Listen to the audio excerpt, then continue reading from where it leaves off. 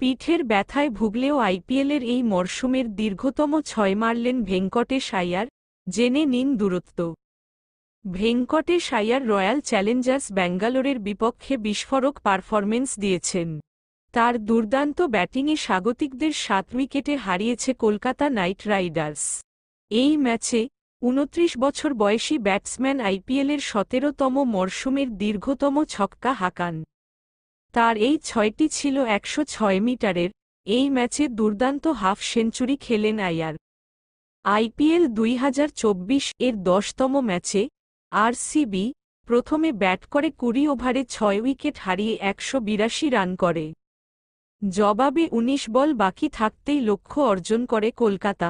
এই জয় পয়েন্ট টেবিলের দ্বিতীয় স্থানে উঠে গেল কলকাতা।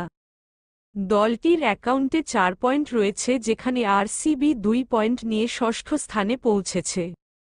ভেঙ্কটেশ আইয়ার এই মৌসুমের দীর্ঘতম ছক্কা হাঁকিয়েছেন। ২৯ বছর বয়সী এই ব্যাটসম্যান কেকেআরের জয়ে গুরুত্বপূর্ণ ভূমিকা পালন করেছিলেন। ৩০ বলে ৫০ রানের ঝড়ো ইনিংস খেলেন তিনি। এই সময়ে আইয়ার ১৬৬.৬৬ স্ট্রাইক রেটে ৩টি ৪ এবং ৪টি ছক্কা মারেন।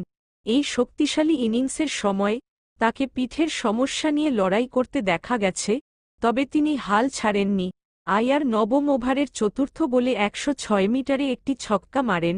এটি আইপিএল ২০২৪-এর দীর্ঘতম ৬।